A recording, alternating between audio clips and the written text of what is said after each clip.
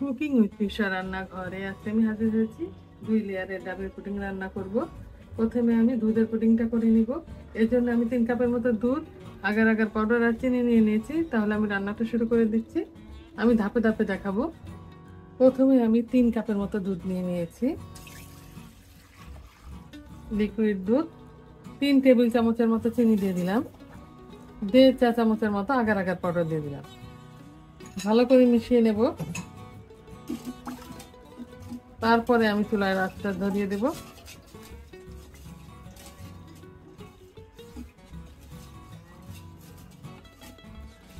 একটা বলক ওঠা পর্যন্ত আমাকে জাল করে যেতে হবে। দুধে বলক চলে আসছে, আর ঘন করা যাবে না। এবার আমি এই পাত্রে ঢেলে দিব। যে পাত্রে আমি পুডিংটা সেট করব এই পাত্রে আমি ঢেলে নিব। 2 লেয়ারের পুডিংটা আমি বলেছিলাম ধাপে ধাপে দেখাবো। প্রথমে আমি দুধটাকে জমতে দিয়েছি। এবার আমি ডাবের পানিটা ছেঁকে নেব। প্রথমে ডাবের পানি আমি ছেঁকে নেব।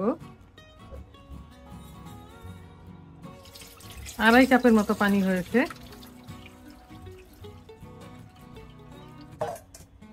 এবার দিয়ে দিব এখানে 3 টেবিল চামচের মতো চিনি আছে, আর দিয়ে দিব এখানে 1 চা চামচের মতো আগার আগার পাউডার।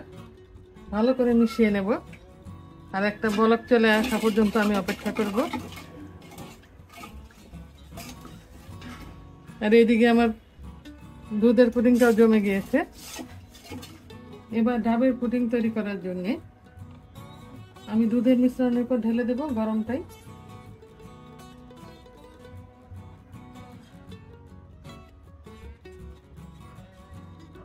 ঠান্ডা হওয়ার জন্য অপেক্ষা করব। তৈরি হয়ে যাবে 2 রকমের জেলো পুডিং। 2 লেয়ারের ডাবের পুডিং জমাট বাঁধার পর আমি ঠান্ডা করার জন্য 2 ঘন্টার মতো ফ্রিজে রেখে দিয়েছিলাম। এবার বের করে নিয়ে আসছি। এবার পছন্দ মতো আমি শেপ করে নেব। 2 লেয়ারের ডাবের পুডিং আমি আমার পছন্দ মতো শেপ করে কেটে নিয়েছি। দেখতে যেমন আকর্ষণীয় হয়েছে, খেতেও খুব ভালো হয়েছে। আজ এ পর্যন্তই। আগামী দিন অন্য কোনো রেসিপি নিয়ে হাজির হব। আল্লাহ হাফেজ।